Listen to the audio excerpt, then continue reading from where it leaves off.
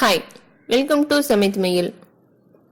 குக்கரில் எப்படி mutton gravy செய்கிறதுன்னு பார்க்கலாம். தேவையான பொருட்கள்: ஒரு தக்காளி, இஞ்சி பூண்டு பேஸ்ட் 2 ஸ்பூன், துருவிய தேங்காய் 1 கப்,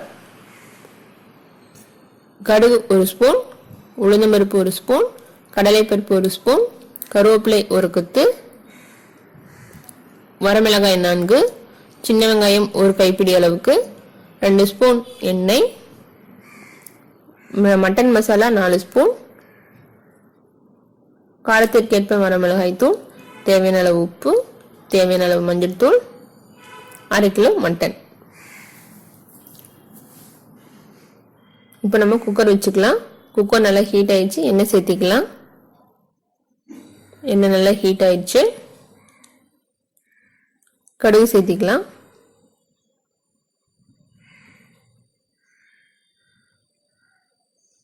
கடுகு நல்லா பொரிஞ்சிருச்சு. கடலைப்பருப்பு உளுந்தம் பருப்பு சேர்த்திக்கலாம். இந்த சமயத்தில் வரமிளகாய் தூள், கருவேப்பிலையும் சேர்த்திக்கலாம். நல்லா செவந்துடுச்சு. சின்ன வெங்காயத்தை சேர்த்திக்கலாம்.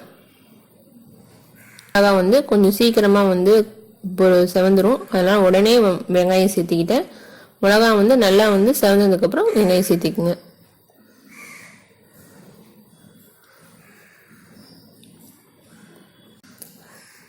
வெங்காயம் நல்லா செவந்துடுச்சு. தக்காளி சேர்த்திக்கலாம்.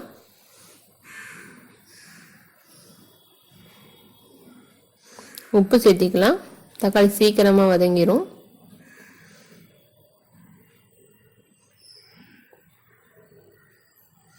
தக்காளி நல்லா வதங்கிடுச்சு. இப்போ இஞ்சி பூண்டு பேஸ்ட் போட்டுக்கலாம். இதோட மஞ்சள் தூள், நம்ம எடுத்து வச்சிருக்க மட்டன் மசாலாவும் வரமிளகாய் தூளும் சேர்த்திக்கலாம்.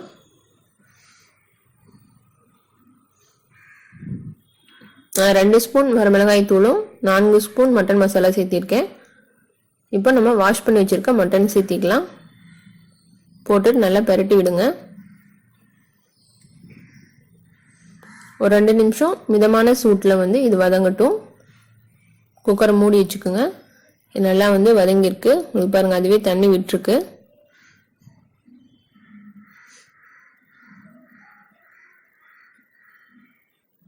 நம்ம தேங்காயை அரைச்சிட்டு வந்துடலாம். அரைச்சி வச்சிருக்க தேங்காயை இப்போ சேர்த்திக்கலாம். கிரேவிக்கு எவ்வளோ தண்ணி வேணுமோ அந்த அளவுக்கு தண்ணி ஊற்றிக்குங்க. இப்போ நம்ம வச்ச அளவே தான் நம்ம விசிலுக்கு அப்புறமும் இருக்கும். கொஞ்சம் தான் சுண்டி இருக்கும், ரொம்பலாம் சுண்டாது. ஒரு 4 விசில் விட்டு எடுத்துக்கலாம். சுவையான மட்டன் கிரேவி தயாராகிடுச்சு. நன்றி. மேலும் சமைத்த மையில் எங்கள் சேனலை சப்ஸ்கிரைப் பண்ணுங்கள். மறக்காமல் பெல் பட்டனை ப்ரெஸ் பண்ணுங்கள். உங்களுக்கு இந்த வீடியோ பிடிச்சிருந்துச்சுன்னா லைக் பண்ணுங்கள். உங்கள் ஃப்ரெண்ட்ஸுக்கு ஷேர் பண்ணுங்கள். இந்த வீடியோ பற்றிய கருத்துக்களை கமெண்ட் பாக்ஸில் போடுங்க.